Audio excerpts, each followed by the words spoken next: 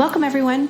I'm Sue Barber, author, former IT director for a Fortune 500 company, turned executive coach, and this is the Visibility Factor podcast, where we explore how to raise your visibility and play bigger at work and in life. We'll explore key topics and welcome guests that help you shift your thinking about yourself so you can see new possibilities for your leadership. I'm on a mission to create a visibility movement for leaders to show their value and be seen for their true talent. Are you ready to take the next step towards a higher level of visibility for yourself? Let's go. The Visibility Factor is brought to you in part by the Choose Your Life Challenge. Do you feel like it's too late to do something new?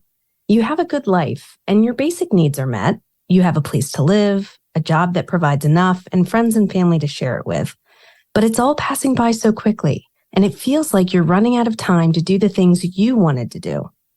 Join Danielle McCombs and Christy Allinger, co-hosts of the Opposite of Small Talk podcast, in a 30-day interactive experience that helps you to live a more intentional life. Through a combination of live sessions, video coaching, and digital social interaction, you will be guided through a series of ideas to explore your mindset and gain confidence to live the life you want. Sign up today by visiting theoppositeofsmalltalk.com/challenge. Use promo code CHALLENGE4 for a 20% discount.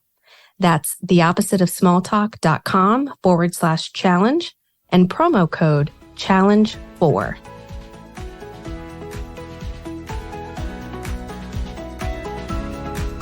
Hello, everyone. Welcome back to the Visibility Factor podcast. This is Sue Barber, your host. I am so excited today to have Gena Cox with me.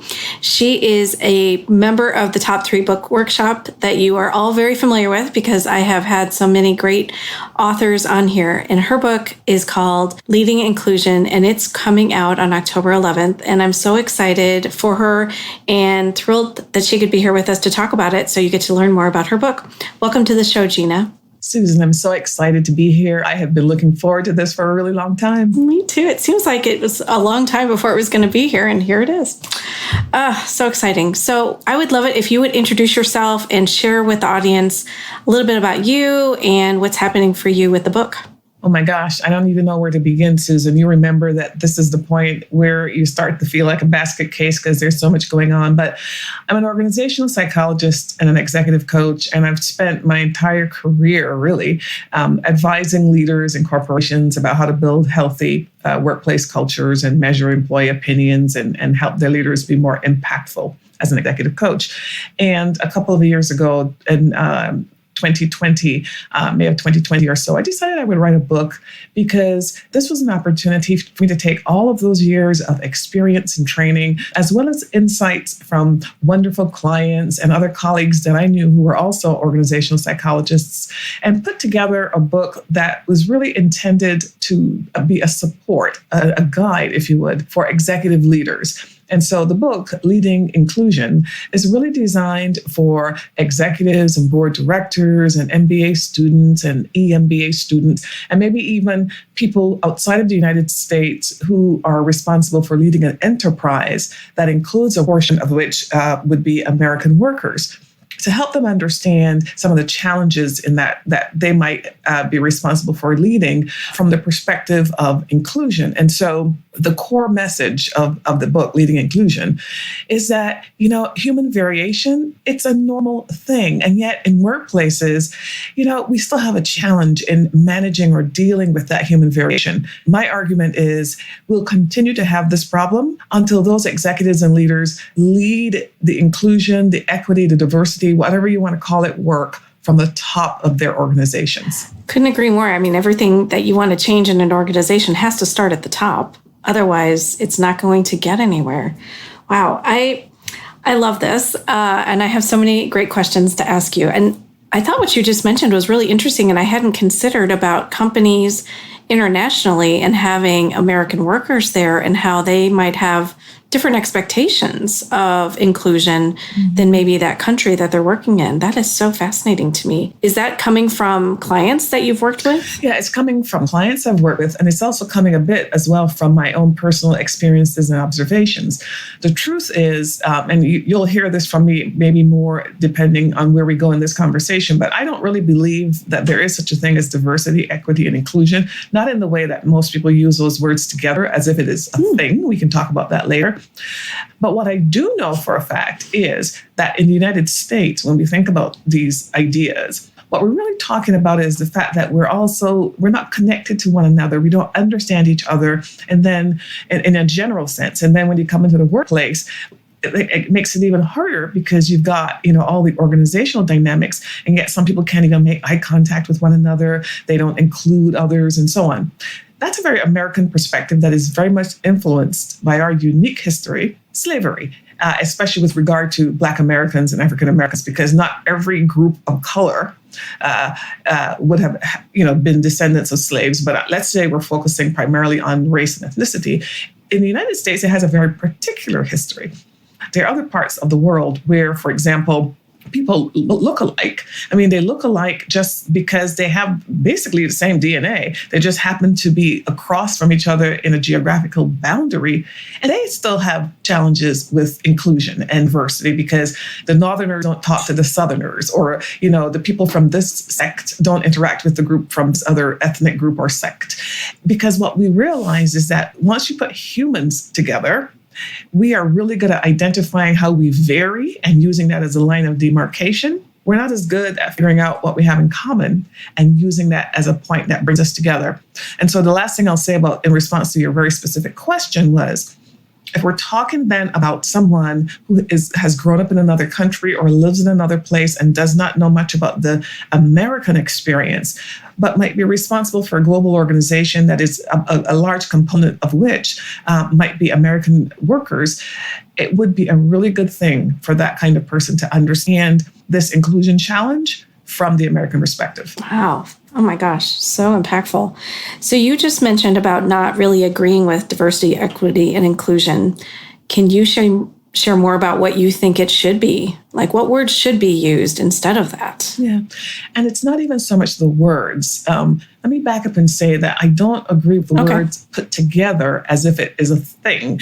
And Susan, the reason I don't agree with that is for all of my career, and certainly all of the research I've done about things that happened that preceded me in corporate America, when we put this diversity, equity, and inclusion thing together in a box, it tends to be handled over there as some sort of a special project, special issue, special concern that only special people, certain people should address.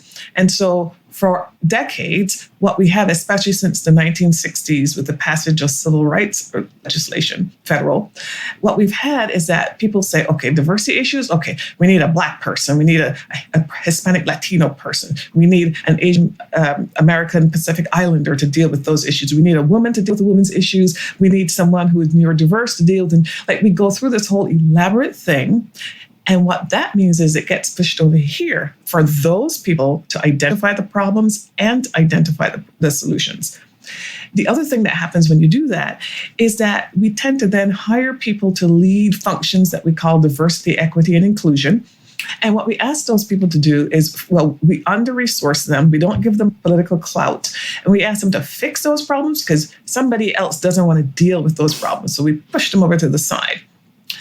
And then the third concern that I have about doing this, which has been the pattern, the way we've handled these things in the past, is that when we treat it as something separate, what we miss is that really these issues are really a subset of effective leadership. These are leadership issues.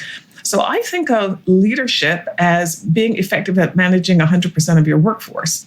If you're not effective at managing 100% of your workforce, I don't think you can call yourself an effective leader.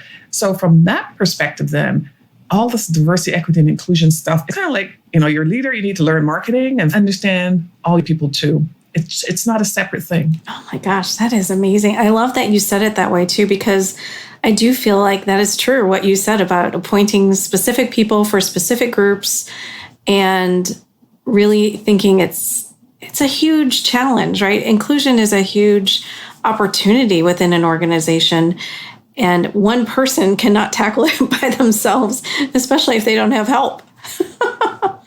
Yeah. And of course, the minute you do it that way, the other thing that happens, especially if we're talking at the C-suite level, which is where I want to really focus the attention, it means that everybody's on a C-suite thinks, oh, I don't have to think about this anymore. They got that. Right. I don't have to think about it. I'm going to deal with what I deal with, and this is a separate thing. When in reality, it all needs to be infused into business strategy, sales strategy, product design strategy, go-to-market strategy, and all the other ways that you run a business. It's a part of it, not a separate thing. Yeah.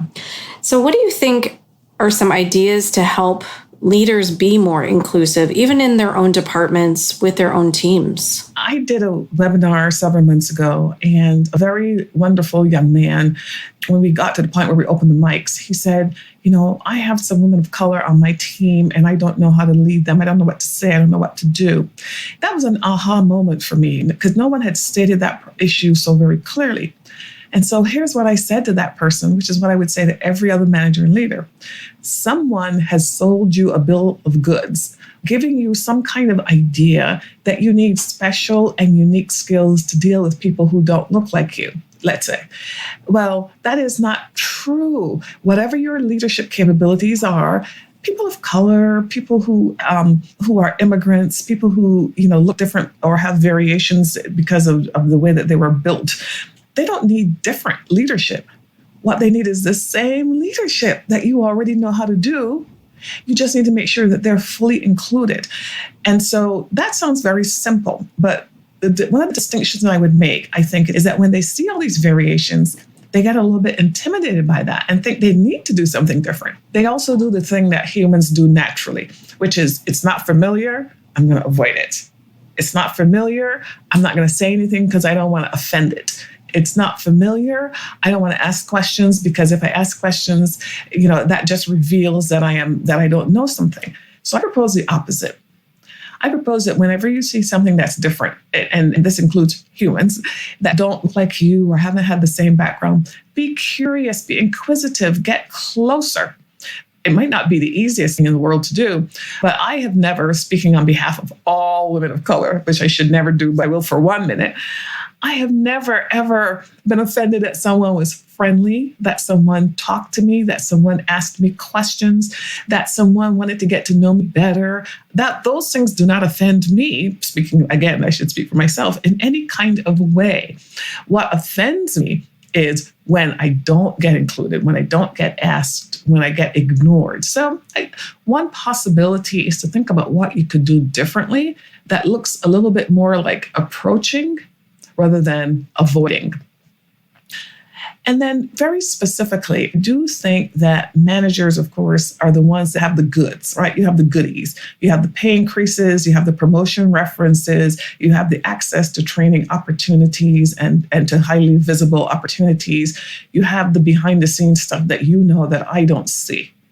So I do think you always have to ask yourself, am I considering all of the folks on my bench, my work team that I lead, when I divvy up these goodies, or do I have in any way a tendency to disproportionately focus on some and not on others? What I have noticed, both from my personal experiences and from advising leaders, is that this tends to happen not because someone is intentionally saying, I'm going to not include a group of people when I consider opportunities. Rather, it happens because you get comfortable and accustomed to dealing with these 3 or 4 people, and they become your go-to people. Everybody just knows you're your go-to people, and you just keep go-toing those people. They're not bad people, but what if there's 6 other people over here on the bench could be equally or even more effective, informative, innovative, whatever. You just missed out. You have no idea. And meanwhile, they're chomping at the bit. Mm-hmm. Oh my gosh, that's amazing.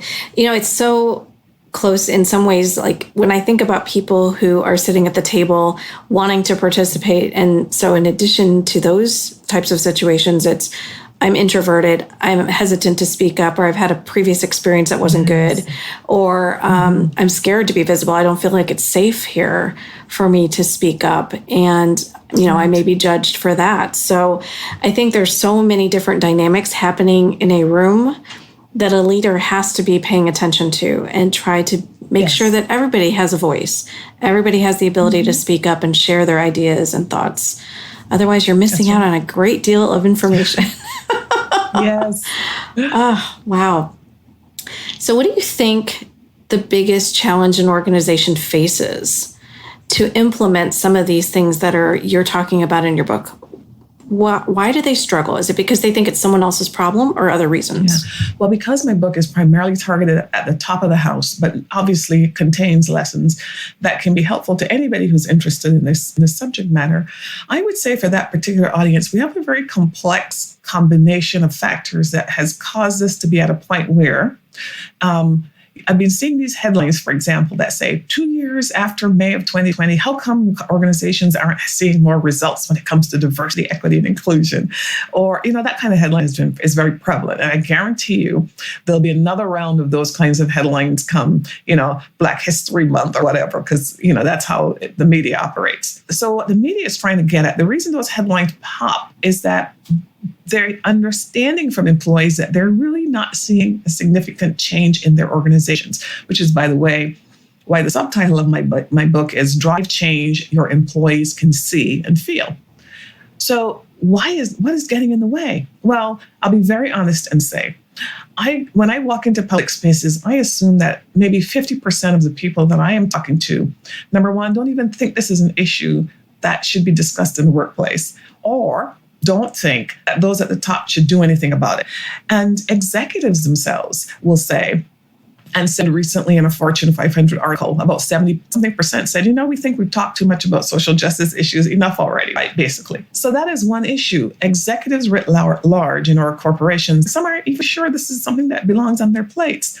At the same time, of course, that employees are saying, not only does it belong on your plate, but we expect you to lead this effort so it's something that can really change, because you don't really know how bad it can be sometimes. So there's that. I think another reason is the reason we talked earlier, when we talked about just any manager trying to figure out what to do, that sort of psychological distance where leaders are not necessarily close to or have contact with or understand the issues and challenges of those who might be the beneficiaries of this effort. I think that's another reason we aren't seeing more progress, is that they don't necessarily understand these lived experiences and therefore don't see the urgency that the employees themselves might feel. I don't know who it was that was able to make it so that magically everybody thought implicit bias training was going to be the solution. And so in the last 2 years, I keep hearing implicit bias training. And then, of course, you hire a chief diversity officer, you're done. Everything is solved. But here's the thing. I'm not anti-implicit bias training. But however, it only gets at an aspect of, like, if you think the problem is this big, soccer ball that's a sphere, it only gets at one little dimple, or maybe it's a golf ball would be better. It only gets at one little dimple on this big ball. And so if you spent a year and a half doing all this training and cascading it and everything, that's not a bad thing. However, you really ought to have been focused more on the systemic issues that, I've never heard people who are disadvantaged say, I want more implicit bias training, or I want more diversity training. What they say is, I want a change in my day-to-day experience in terms of how I am treated, in terms of access to opportunity, in terms of equal pay and transparency about that. And those are the outcomes that employees are looking for. It's nothing magical. Those are just 3 explanations for why we're not seeing more progress. Wow. It's just treating people like humans, right? It's no different, right? I feel that way, Susan. And that's actually why I say it's not as complicated as I think certain people make it sound. Mm-hmm. And that's also the other reason I don't like diversity, equity, and inclusion as a thing, because some people have a vested interest in making it seem extremely complicated. But if you put 100 people in a room and gave them the opportunity to interact with one another without the power and just get to know one another, I think what you would discover is that people will find the commonalities, the similarities. I have a friend whose first name is Gena, by the way, and she spells it with an E. Her name is Gena Scurry. And she has a game that she has created just to help people connect conversations over coffee. And what I like about her game is the simplicity of it, because she's not saying, oh, let's come up with a diversity, equity, and inclusion program to make people connect. She says, hey, when people get together, we'll play this game. They'll get to ask one another some questions. They'll get to talk and learn some more about one another. And lo and behold, there are 2 humans or 6 humans or whatever number. This is what we do. That was a bit of an editorial riff, but the truth is that I agree with you. We're really just humans. We might have to work on this because we're not accustomed to it, but I don't think we have to overly complicate it. Yeah, I would totally love to hear more about that game if you can share it offline. That would be amazing. Absolutely. So we've talked a little bit about kind of the organization, about the C-suite. What are you hoping that readers will take away from your book? I got my latest review today, and the best part of the review for me, and you can relate to this, is that the reviewer made note of the tone of the book. The reviewer said something along the lines of, Gena has, carefully and persistently made her case. I'm certainly ad-libbing here. This is not exactly what they said. But what they used were words like, that suggest optimism and support. What I want people to get out of reading this book is that this is not an easy book to read because I'm calling out a challenge for leaders. On the other hand, I've dropped enough clues and tips, specifics about what I think you can do. And I've tried to articulate my belief that you can do this. You can make America better. Work one employee at a time, which is one of the lines in my book. Because I think you can. And I think when you do whatever you do, your impact is going to be beyond your team. It's going to be beyond the walls of your organization. It's going to be broader because you'll be doing a little part to bring humans closer. And by the way, they'll become more productive too. And it just makes them better people, not only for work, but for their families and everybody. I don't know. I've always seen these are big transformational topics, but I think people make them, to your point, so complicated and big. And it's really just a human-to-human conversation, starting one step at a time, doing one thing every day that maybe makes an impact for someone who no one talks to or no one has spent any time with. Because that's what keeps people at a company to begin with, right? If they don't feel like they belong, Absolutely. They're going to leave. Do you think there's any part of this great resignation topic tied to any of this work in any way that people are not doing enough? Oh, yeah, absolutely. I mean, I think it is so clearly tied. And I do think leaders are starting to understand, although not all and not completely. So in 2021, I think it was in about March of last year, a reporter from the Washington Post did a story that I reference in my book, and I don't have the title of the story, but its story was about a McDonald's somewhere in Pennsylvania, and all the employees were quitting. And the people who were holding on, trying to keep everything going, were the shift supervisors, and then they started to quit. And then the people who were holding on were the managers because, they wanted to stand and be firm. And then I think at least one of those people quit. The word that this reporter used when she talked to the employees who quit was the word respect. And what these employees were communicating was that we don't feel we should have to sell our souls in order to be able to do our jobs. And we feel when we come to work, we get a paycheck, but if it's unpleasant, we don't feel well regarded as humans. We feel disregarded and underappreciated. It was all of that stuff. So by the way, there was also a mention of we need more money just to survive. So there was a pay issue there as well. I need to be clear about that. But if you took the cluster stuff, it's what I call re-estimation. So, Anthony Klotz calls it the Great Resignation, and which is great. I know him. He is also an organizational psychologist. I call it the Great Re-estimation. Re-esteem, the word esteem, because I think it goes back to what a human is saying they want from whatever environment they're in. And in this case, they're talking about the workplace. So the Great Re-estimation, I think people looked in the mirror and said, wait a minute, I am so tired of feeling this way. And it all has to do with my work, and it takes over the rest of my life.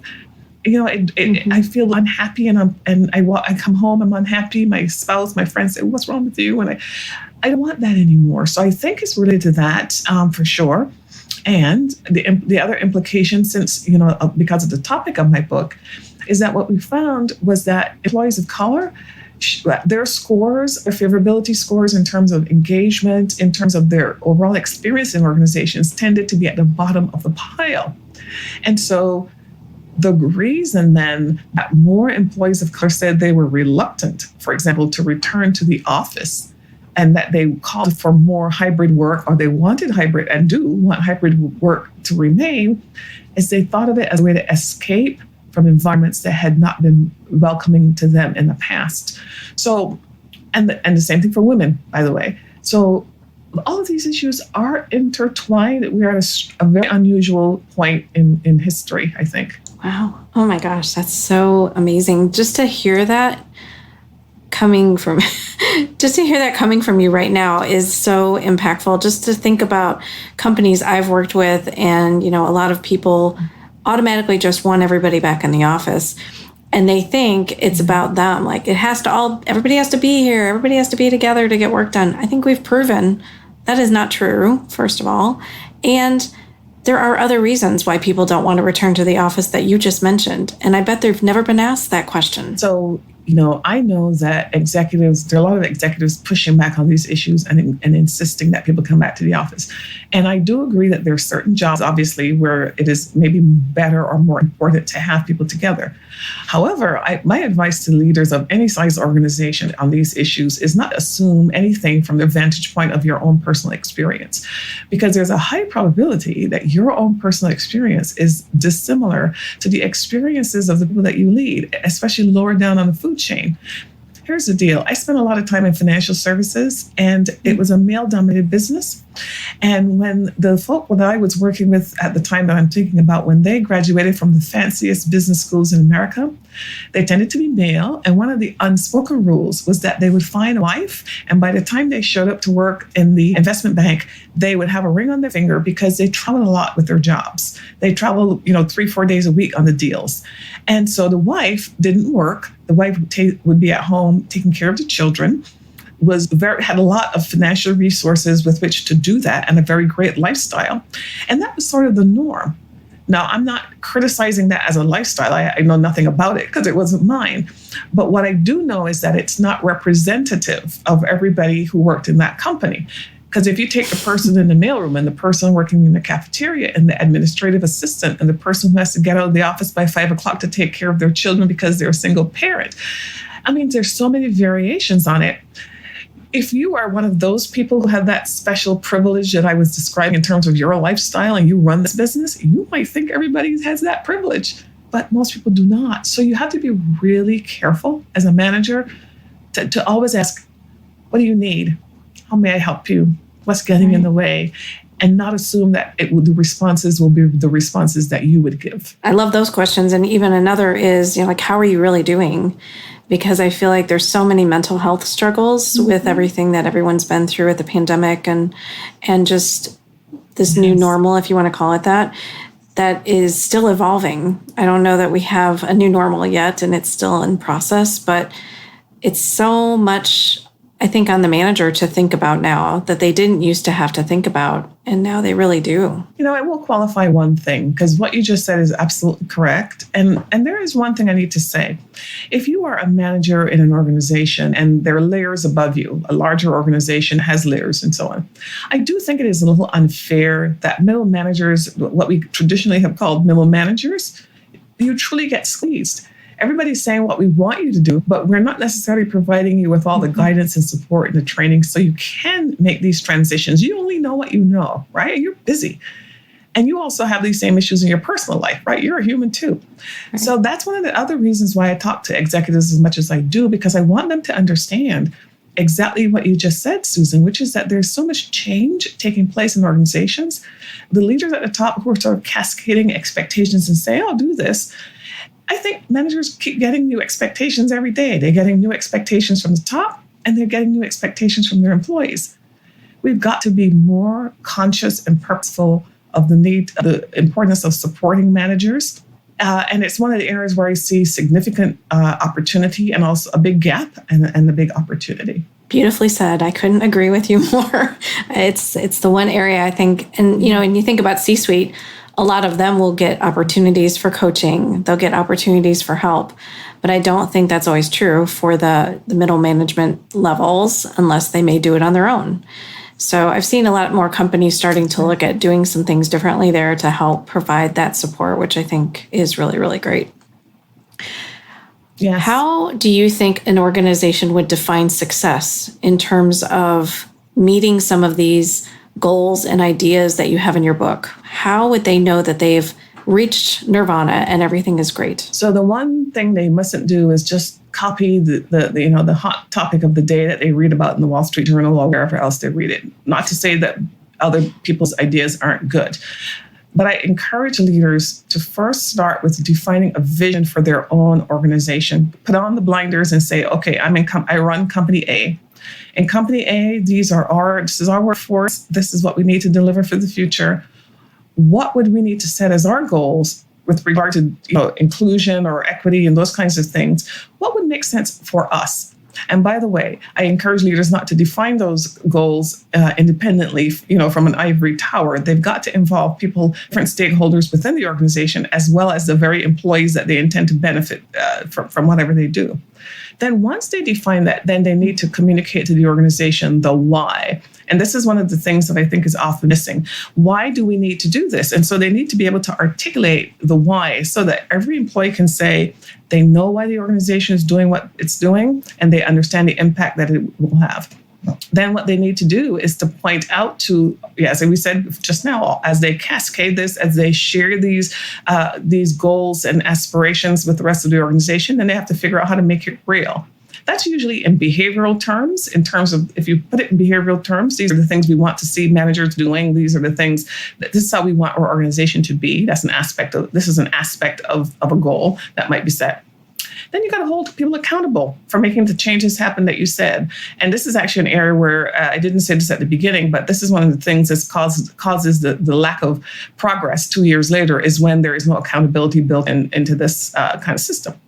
So then you get to the end and you can measure outcomes because you set specific goals that were time bound and you said this is what you wanted to see. Now, what should those specific outcomes be that you measure? I think that's what you're getting at. It will always vary. But be very clear that you might have diversity goals, let's say, and diversity goals are all about representation. We will increase our workforce over here by 5%, or we will have a workforce in this job group that is representative of the labor force in our greater metropolitan area, whatever. Those are specific diversity and representation goals. That's great. You might also need to have inclusion goals. Inclusion goals are the ones that we were talking about before, since I focus on inclusion, which have to do with the day-to-day experience of the individuals in this organization. So you might have goals that have to do with measurement on your employee engagement survey, for example, and observing the patterns in favorability of scores for different groups of people, different geographies, different job groups, and so on, and trying to understand what's really going on here. So you might have goals that have to do with getting feedback about employee experience, because that's where the rubber meets the road when it comes to inclusion. You might have equity goals. For example, one of the things that we unfortunately know, and we've known this for quite some time, is that there tends to be a significant difference in the pay rates and promotion rates for employees in disadvantaged groups relative to Caucasian Americans in the workforce. That's just a factual thing that I can state with great confidence. And so you might have equity goals that have to do with adjusting compensation, paying attention to promotion patterns and career mobility patterns. So I said a lot there, Susan, because I was trying to give you some specific examples in each of those buckets. But the main point I was trying to make is there is no one goal that everybody should have. Every organization is different. They don't all have diversity. They don't need to have all of those things. They might just want to have a goal that has to do with employee experience and culture. Because I actually think this is where employees can put up with a lot of things that aren't perfect if when they walk through the door every day, they can have a peaceful and respectful experience and believe that that things will get better over time. Mm-hmm. It's all about seeing actions match words, making some progress, and just feeling like you belong there and that you can be yourself. I think that's the other piece of it. I love all that you said, and I love that you shared those examples because not everybody may know where to start. So maybe they can pick one of those areas and just focus there as a starting point. I think that's great. So a big question for you. What do you think you want your legacy to be? Legacy. Legacy is such a powerful, it's a big, big word. But, I'm going to have to read this thing because I look at it every day. Oh. And it's a quote from Oprah Winfrey. I usually quote Maya Angelou more often because she's had a profound impact on me. But Oprah, everybody has a calling, and your real job in life is to figure out as soon as possible what that is, who you were meant to be, and to begin to honor that in the best way possible for yourself. And the reason I love that quote from Oprah Winfrey is I don't think I figured out what my calling was until a couple of years ago. I mean, I've always felt like I'm somebody who tries to be on the side of good as opposed to any other possible side. That is who I am. But I never thought that I was making enough of an impact based on some of the things I understood. But I think in writing the book, I do feel like I have created a vehicle, an opportunity for me to make it crystal clear how important this issue is for people in the executive suite and at the top of organizations who I think would do exactly what would be useful if they really had ever understood just how big a deal this really is, and that they would get involved and not only delegate it in the way that we've described at the beginning, where it's something set to the side.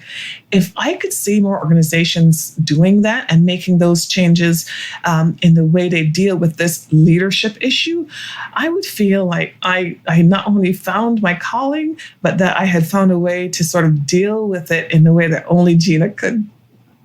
Oh my gosh, I love all of that. Isn't it interesting how writing our books helps us find our own purpose? And I didn't expect that to be mine either. So I think that's so fascinating. Yeah, well, Susan, I saw some of your book journey. I didn't see the whole thing. I wasn't there at the very beginning, but I do remember where I entered into your book journey because I remember your book cover and when you first introduced it and how it was. It's a great cover, as you know. But I also remember you describing your own why, your own origin story, and it seemed very familiar because you and I have some similar personality characteristics, but also because I also had spent so much of my life in corporate America. And then I got to watch you now take this book, and here you have a podcast, for example, which I don't know this for a fact, but I would have to guess that this is not one of the things that you would have had on your short list. Just to your point, you yourself have been transformed by writing your book. Yes. I actually thought about a podcast, but it took me this long to make it happen because I just wasn't quite ready to put myself out there at that moment, right? So it has definitely been a journey for me as well. I totally agree. Okay, so we're going to transition into what I call the Rise Up and Be Visible quick tips. And I'm going to ask you 4 questions, and I would love to hear your responses on these. Fill in the blank. Visibility is? Visibility is essential if you want to make the world better and if you want to achieve your career goals. Do you have advice or a tip that you could share with the listeners on what you have done to be visible? Absolutely. So I don't have a high need for attention. That's not a personal characteristic of mine, but I have a high need to have an impact because of this mission that I'm on, right?